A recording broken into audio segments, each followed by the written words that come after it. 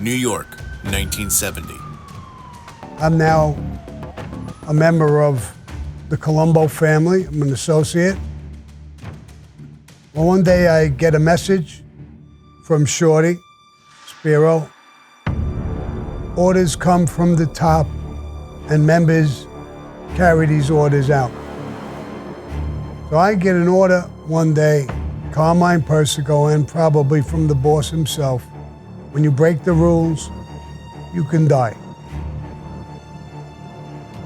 It was a member of our crew, and I understood basically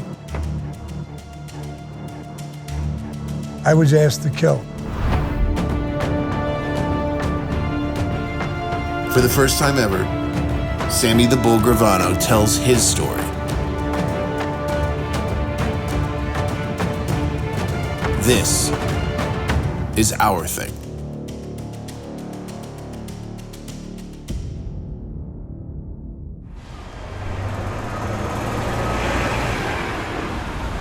The Rampers in Bensonhurst, Brooklyn, 1959. When I was young, early in my life, 13, 14 years old maybe, I'm in a gang. There was different gangs in those days everywhere. Black gangs, Puerto Rican gangs, you name it. A friend of mine called me not too long ago and was talking about it. He said, Sammy, you remember when we went in and we were taking the initiation? You would get beatings, slapped, you fucking bitch, punched, kicked. I mean, sometimes real good beatings. Your mouth was fucking swolled up, and the answer was all the time, we're gonna toughen you up. And we were doing things that wasn't just normal to everyday gangs. We were already carrying guns, armed robberies, burglaries. We were a little more dangerous than the everyday gang. There's a lot of people who belong to gangs, not like this gang. This gang was a brutal fucking gang. When you joined this gang, you felt brutalized. It prepared you for different things.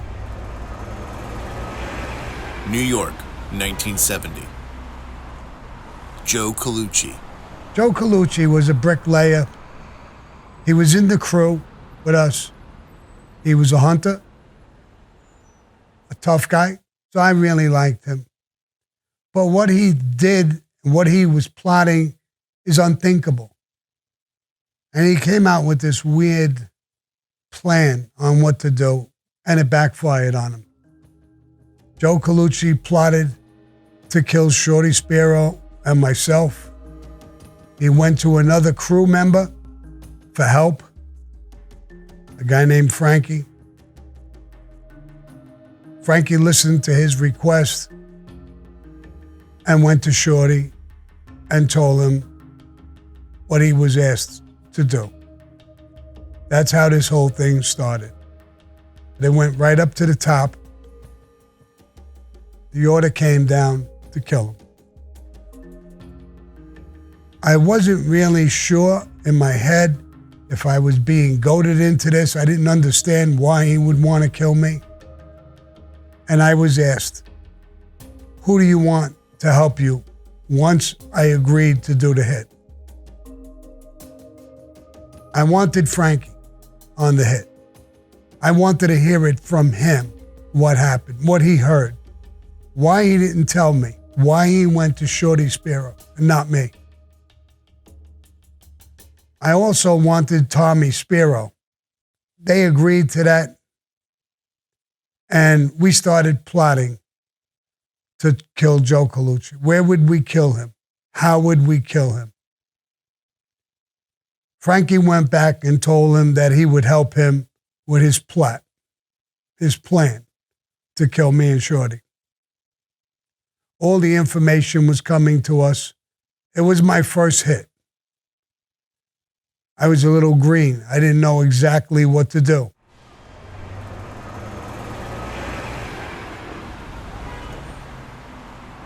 Bensonhurst, Brooklyn, 1945. My mother and father were legitimate, good people. They prepared me in a lot of ways for a lot of good things, honest things. That made me a little bit different of a gangster. I had some compassion for people. I did have some love and respect for people. Maybe people won't agree, but I was a different type of gangster. I had no one in the mafia. No uncles, aunts, cousins, sisters, brothers, nobody in the mafia. To excel in the mafia without brothers, fathers, uncles, or somebody is extremely difficult.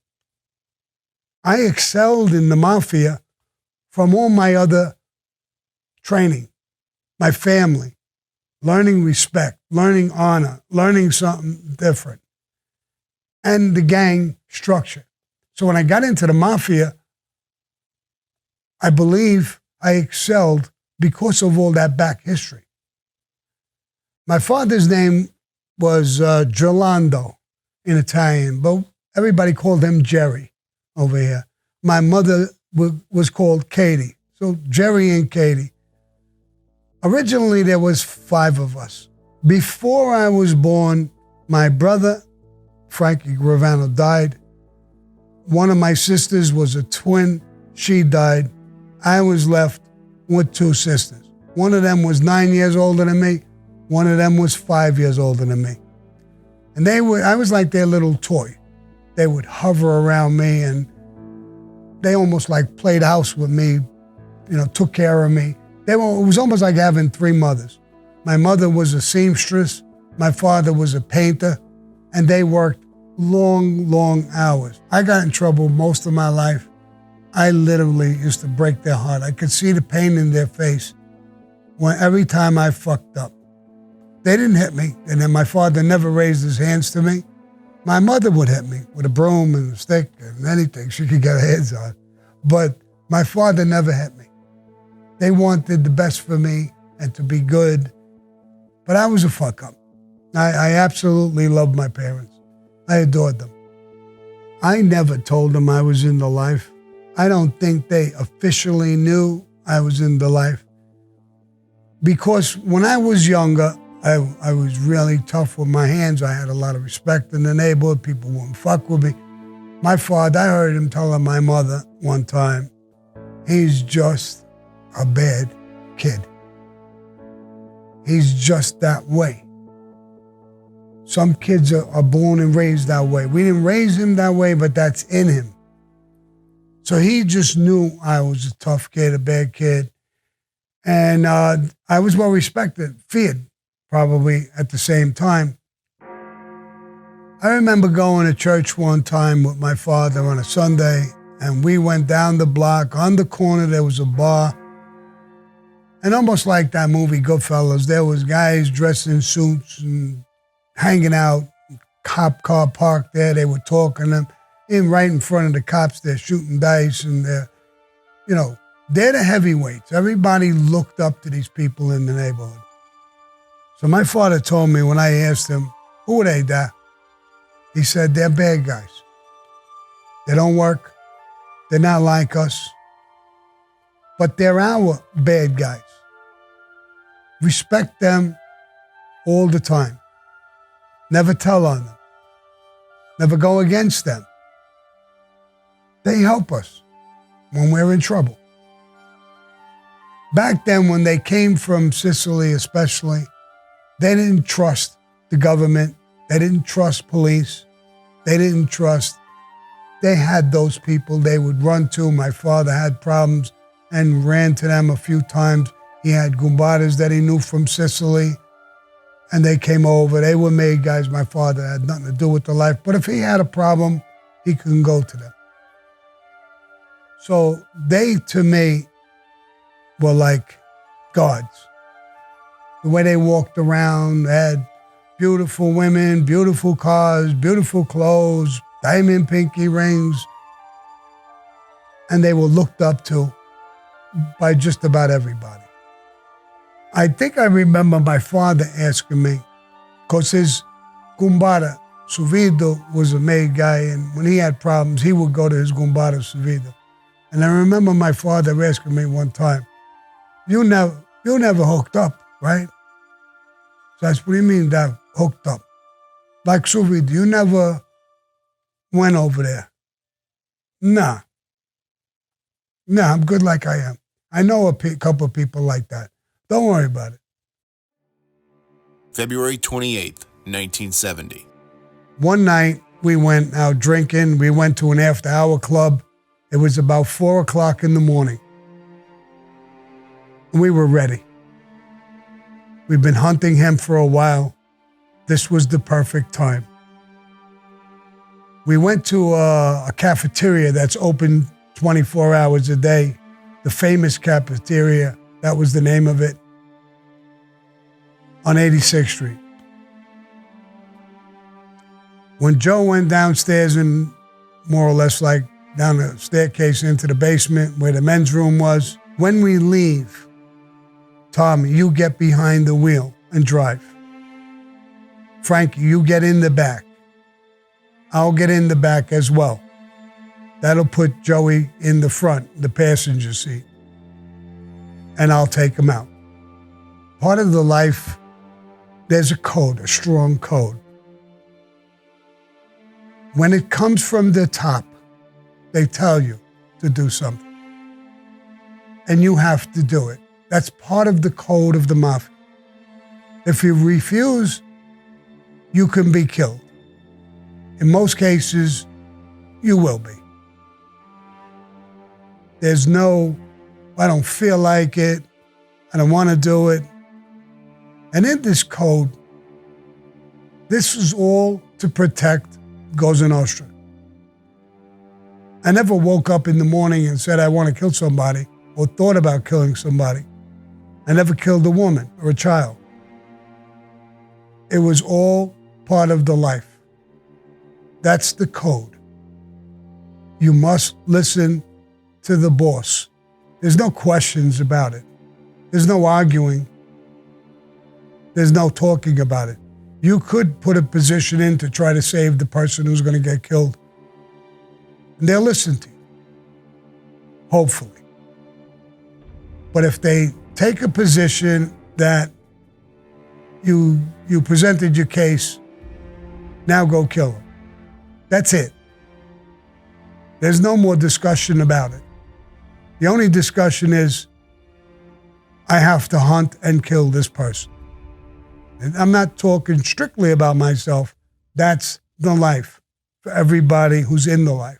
Now, at that time, I was an associate. Once you become made, then it's written in granite. As I went on with the life, I've learned that the hardest part of doing a hit is putting it together. The planning, the plotting, deception. Pulling the trigger is the easy part. You're told to sit here and pull the trigger, you pull the trigger. But it's pulling it off, the deception of it, and not getting caught. That's the hard part. Now they'll use friends, people who are close to you, people will ask why. Because it makes the hit easier. You got the guy in your grasp. Most of the time you hang out with him. So you're going out drinking with him, you're going to the club with him. You're always around him. So you're going to be given the contract, not somebody he knows a no coming from left field. Then the hit becomes harder to pull off. So that's the way the mafia functions. The only justification you get for this is that we all know the rules. So when you're going to get killed, as much as I like you or love you, you broke the rules, bro. I'm going to get the same thing if I break the rules. The plan went pretty solid. Joey came back. We were ready to go. We were drinking. He was a little drunk, I think. But he was still on guard. He was a hunter as well. When we got to the car, Tommy got in to drive the car. When Frankie was going to get in to sit behind Tommy, Joey told him, "Hold up, Frankie. Sammy, you get in the car and sit behind Tommy. Frankie, you sit behind me. I guess it made him feel a little more confident. The car took off. The windows were rolled up. We were driving down the street. There was a Beatles song. I believe it was Let It Be. Tommy had it blasting loud, like as if to cover a noise or something. I went in my waistband and pulled out a .38. I put the gun to the back of his head and I pulled the trigger. Nothing seemed to happen. It shocked me. Why didn't anything happen? Was something wrong with the gun? I was confused. The sound of the gun was enormous, with the window shut. It sounded like a cannon went off.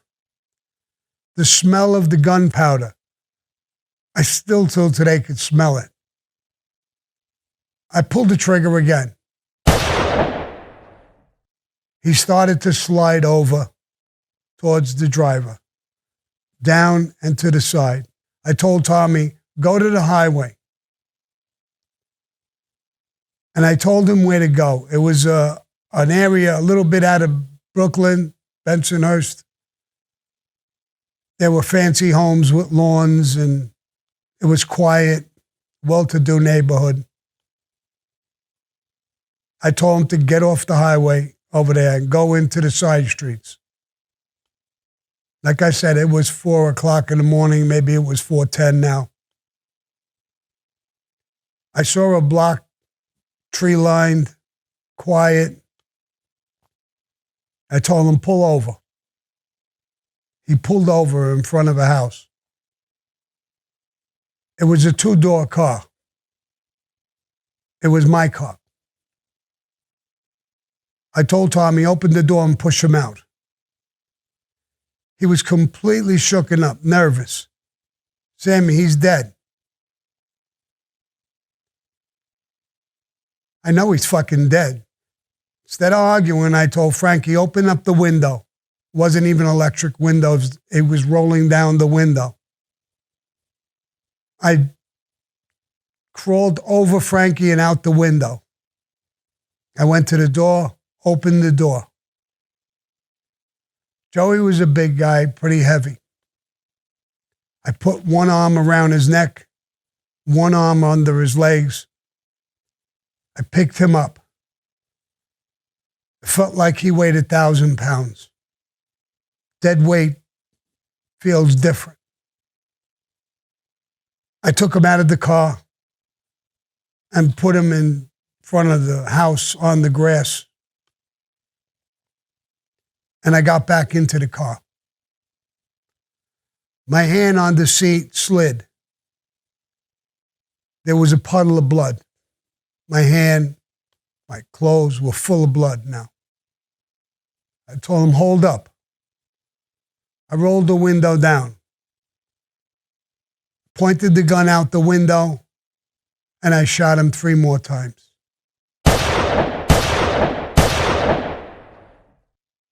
Then I told Tommy, go forward, don't speed, don't go through lights, and let's go back to the neighborhood. We'll stop by the ocean, I'll get rid of the gun, and then we'll clean the car. We did that. I didn't know back then that I was making a mistake. You can't clean the blood completely out of a car. I should have just burnt it. But it was my first hit. I didn't know exactly what I was doing. Well, we got rid of the gun. We came back. We cleaned up the car. And then we went up into an apartment where Tommy and his brother Matty and his family lived. And I was staying there on occasion. And we went into the house. I was totally exhausted. I went into the shower to take a shower. I saw in movies when people did a murder, they would get nervous, and sweat, and shake, and I thought this would happen to me. And I was waiting for it to happen.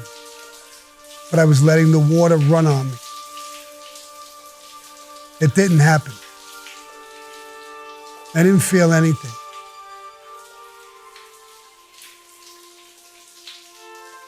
I came out of the shower and went into the bedroom and got into bed.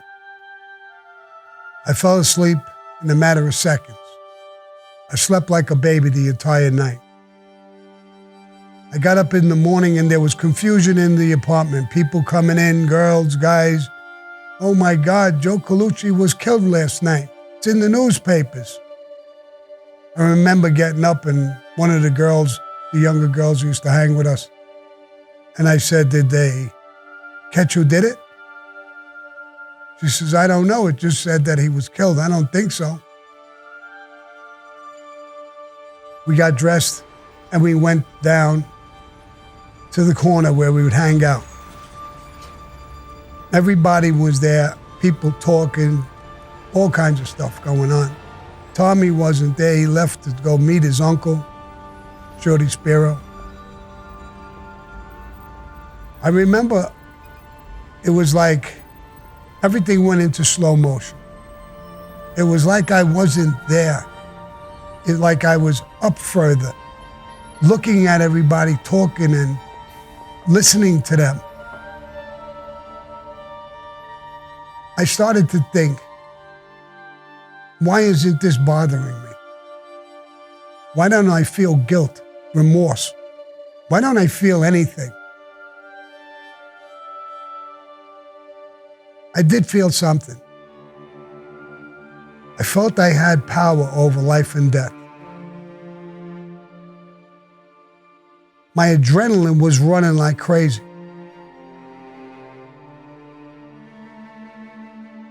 I knew this was part of the life of the mafia. My concentration was broke when Tommy came back and said, Shorty's gonna pick us up. We gotta go downtown, Brooklyn, where Carmine Persico, who was a captain directly below Joe Columbo.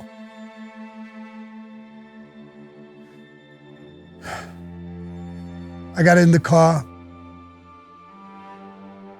Shorty told me, my nephew told me everything. You did a great job. We're gonna go down and talk to Carmine. I don't want you to say nothing, Sammy. Don't talk. My nephew will explain the whole thing. I said, okay. That's what we did. We went down there. Tommy explained every little detail that happened, leaving out the detail that he didn't want to push him out of the car, that he was nervous or scared or whatever it may be.